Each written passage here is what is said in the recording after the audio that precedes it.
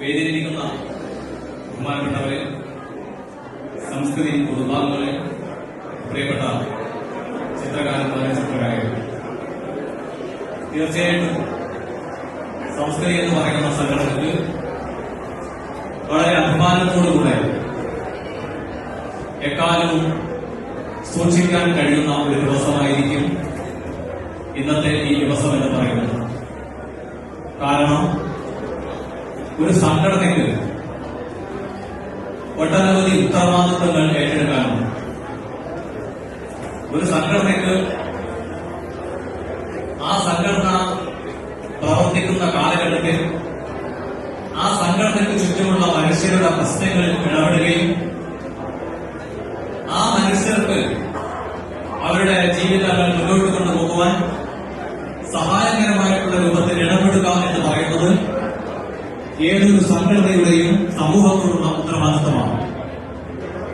ഒരു തികഞ്ഞ പുരോഗമന സംഘടന എന്നുള്ള നിലയിൽ തങ്ങൾക്ക് ചുറ്റുമുള്ള എല്ലാ മനുഷ്യരുടെയും ജാതി, മത, ദേശവ്യത്യാസങ്ങൾക്കപ്പുറത്ത് പാവപ്പെട്ട മനുഷ്യരെ ചേർത്ത് പിടിച്ചുകൊണ്ട് മുന്നോട്ട് പോകുന്ന ഒരു വലിയ രാഷ്ട്രീയ പ്രതിപിടിക്കുന്ന സംഘടനയാണ് സംസ്കൃതി. അതിന്റെയൊക്കെ തന്നെ ഭാഗമായിട്ടാണ് ഇത്തരം ജീവകാരുടെ പ്രവർത്തനങ്ങളിലും സംസ്കൃതി അതിന്റെ പ്രവർത്തനങ്ങൾ ഏറ്റെടുക്കാൻ വേണ്ടി തയ്യാറായിട്ടുള്ളത്. ഈ വേദിയിൽ നിന്നുമ്പോൾ ഞങ്ങൾക്ക് അഭിമാനത്തോടുകൂടെ ഒരു കാര്യം ഓർമ്മപ്പെടുത്താനുള്ളത്, എനിക്ക് തോന്നുന്നു ഖത്തറിലെ പ്രവാസികളുടെ സംഘടനാ ചരിത്രത്തിൽ തന്നെ, അതല്ലെങ്കിൽ ഖത്തറിലെ മലയാളികളുടെ സംഘടനാ പ്രവർത്തനത്തിന്റെ ചരിത്രത്തിൽ ഏറ്റവും പ്രധാനപ്പെട്ട ഒരു കാര്യമായിരുന്നു സംസ്കൃതി ഏറ്റെടുത്തിട്ടുള്ള ബിരിയാണി ചാലഞ്ച് എന്ന് പറയുന്നത്. ഖത്തറിലെ ഒട്ടനവധി സംഘടനകൾ നിരവധി തവണകളായി ഖത്തറിൽ ബിരിയാണി ചാലഞ്ച് പോലുള്ള പരിപാടികൾ ഏറ്റെടുത്തിട്ടുണ്ട്.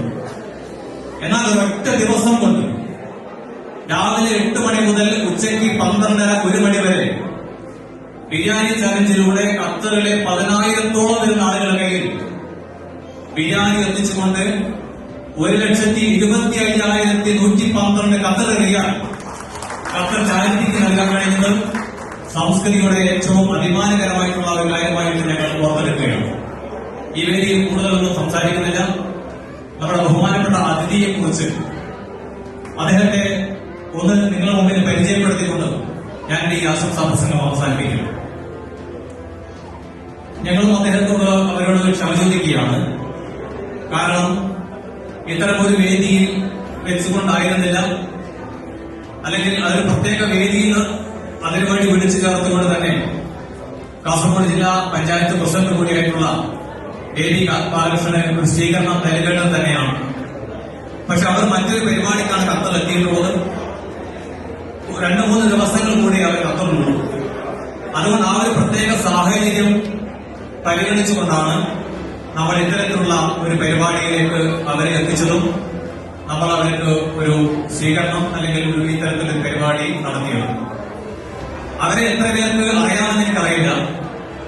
CPIM-ന്റെ കാസർഗോഡ് ജില്ലാ കമ്മിറ്റി അംഗമാണ്.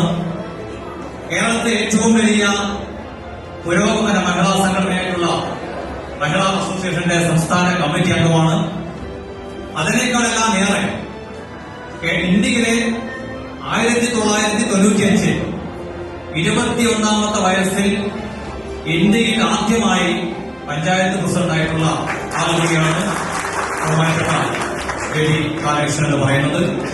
അതേപോലെ കേരള സർക്കാരിന്റെ 2 തവണ കേരള സർക്കാരിന്റെ കേരളത്തിലെ ഏറ്റവും മികച്ച പഞ്ചായത്തിനുള്ള അവാർഡ് മടിക്കൈ പഞ്ചായത്തിന് ലഭിക്കുമ്പോൾ ആ 2 തവണയും ആ പഞ്ചായത്തിന്റെ പ്രസിഡന്റ് കൂടിയായിരുന്നു അവർ അതുകൂടി ഓർമ്മപ്പെടുത്തുകയാണ്. കേരള സർക്കാരിന്റെ ഒട്ടനവധി വിദേശ സന്ദർശനങ്ങളിൽ സർക്കാരിന്റെ പ്രതിനിധി സംഘത്തോടൊപ്പം വിവിധ രാജ്യങ്ങളെ സന്ദർശിക്കുവാനും അവർക്ക് അവസരം കിട്ടിയിട്ടുണ്ട്. അതുകൊണ്ട് തന്നെ അത്രയും വലിയ രാഷ്ട്രീയ രംഗത്തും അതേപോലെ ഭരണരംഗത്തുമെല്ലാം മികച്ച പ്രവർത്തനങ്ങൾ കാഴ്ചവെച്ച ശ്രീ ബഹുമാനപ്പെട്ട ദേവി ബാലകൃഷ്ണന് സംസ്കൃതിയുടെയും എല്ലാവിധ അഭിവാദ്യങ്ങളും ആശംസകൾ നൽകുകയാണ്. ഇവിടെ പങ്കെടുത്തിട്ടുള്ള മുഴുവൻ ആളുകളെയും സ്നേഹപൂർവ്വം സംസ്കൃതിക്ക് വേണ്ടി അഭിവാദ്യം ചെയ്തുകൊണ്ടുവന്നു.